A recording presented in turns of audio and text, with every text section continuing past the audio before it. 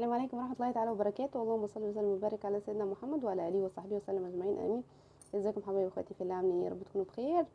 هنعمل النهارده فيديو جديد. هنشوف هنعمل ايه في الدهب ده. حاجة بجد هتفرق معاكي. تعالوا ونشوف الفكرة. والعيد بقى على الأبواب، ودي هتنفع في الأعياد بالذات والمناسبات. وكل سنة وانتم طيبين. تعالوا نشوف الفكرة سوا وهنعمل ايه من غير ما اطول عليكم. لازم تعملي زي قبل كل عيد. انا بجيب الدهب والمعه. في ناس كتير بتروح بره تلمعه بره، لكن انا بلمعه في البيت بطريقه سهله جدا. بصوا، الاول قبل ما اعمل اي حاجه، هو كان فردة الحلق وقعت مني.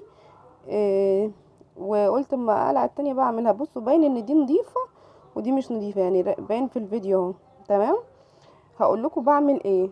في طريقه ان انت تنقعيه في ميه سخنه مغليه يعني، وشويه بريل وفتره، وبعد كده تجيبي فرشه اسنان وتدعكي. لكن انا بعمل بطريقه اسرع، والكلام ده بيجيب نتيجه معايا. لكن لو انت الدهب بتاعك مش نظيف او مثلا ما جابش نتيجه، ممكن تنقعيه. بس انا بعمل ايه؟ صابون ابيض اللي هو بتاع المواعين ده، وبجيب الدهب ماشي، وبدعك كده كده كده مش بدعك.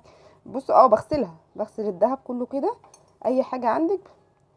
بصوا، وعلى تيجي بقى على العيد تلاقي الحاجه منوره في ايدك كده. بصوا، انا جبت كل الدهب بقى بالمره. حتى حلق بنتي فرده برضو وقعت، قلت ما اخد التانية. بتقعدي تعاكي فيها كده لحد ما ايه، تاكدي انها لمعت. بصوا، انا هوريكم بقى قبل وبعد. بصوا مثلا ده حلق بنتي اهو، ده من ساعه ما كان في ودانها، من ساعه ما اتولدت بقالها سنتين اهو، وما اتقلعش من ودانها. فانا برضو هنضفهم معاكم واوريكي.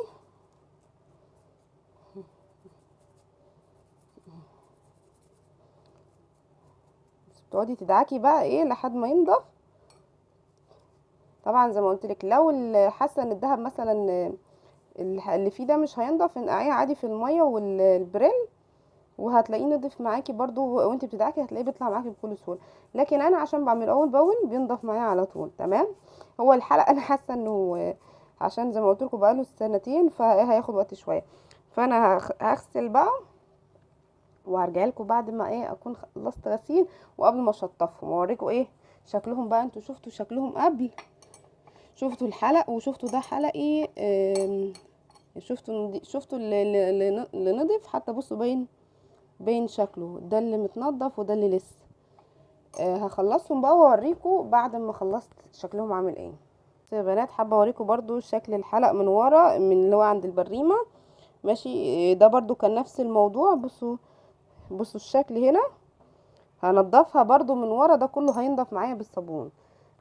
كل ده هيروح وهديكي لمعه بجد رهيبه يعني. بصوا، هغسله برضو بالفرشه. بصوا كده اهو، فرشه اسنان او اي فرشه صغيره عندي. شايفين بتنضف معايا ازاي اهي.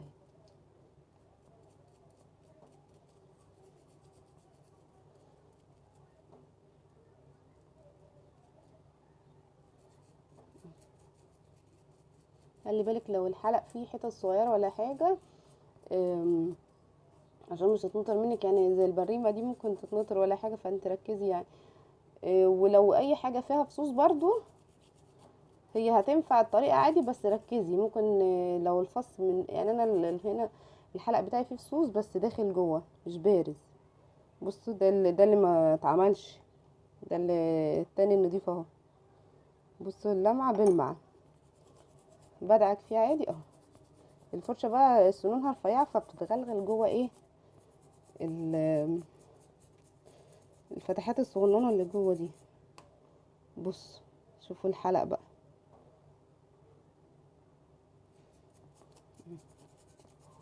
هكمل تنظيف وارجع لكم. بصوا يا بنات، انا كده خلصت دعك. ادي الحلق اهو من ورا. ده بتاع بنتي زي ما قلت لكم. انا ما كنتش بفكه ولا، فاخد معايا وقت في الغسيل. فممكن تنقعيه في شويه ميه سخنه، مش هيكمل معاكي 5 دقايق. يعني انت تنقعي الدهب 5 دقايق هينضف معاكي. طبعا انا بقى هنا ايه هشطفه واوريكم ايه شكل الدهب بقى بعد ما اتلمع ونضف كده. شوفوا وارجع لكم تاني. بصوا، ادي شكل الدهب بعد ما ايه اتغسل كله. بصوا بقى اللمعه والجمال. انا بعمل بقى خطوه تانية لزياده التاكيد. بعد ما بغسل الفرشه، بجيب تاني البتاع ده والمعه على الناشف، بحيث لو في اي اثار صابون او اي حاجه ما نطفتش. بصوا الحاجة، بصوا عمل ازاي ما شاء الله، رجع جديد.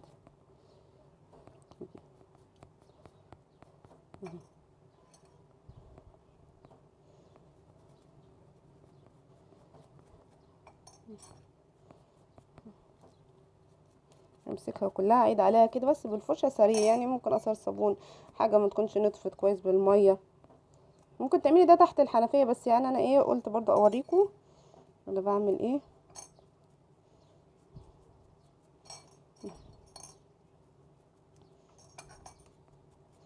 بصوا في ثواني الدهب هيرجع يلمع تاني. هشطفه بقى الشطفة الاخيرة واجيلكم. بصوا اصلا لمعته باينة من من غير ما اشطفه. هشطف وارجع لكم تاني. بصوا بقى، بصوا بقى الجمال والحلاوة والنظافة. بصوا بصوا الدهب اصلا في الاول كان عامل ايه، وبصوا دلوقتي بيلمع ازاي ما شاء الله تبارك الله. بصوا، بصوا ده خاتم تعبني. بصوا الحلق اهو، اهو اوريكم حاجه حلوه. انا وريتكم الفرق بين الشكلين في الاول. تمام، ادي الاتنين اهو. بصوا الحلق اهو عامل ازاي. بصوا ما شاء الله اللمعه بتعمل فيه ازاي والفصوص. اوريكم بقى حلق بنتي اهو. بصوا عامل ازاي، لمع لمع خالص يعني. دي شكله من ورا.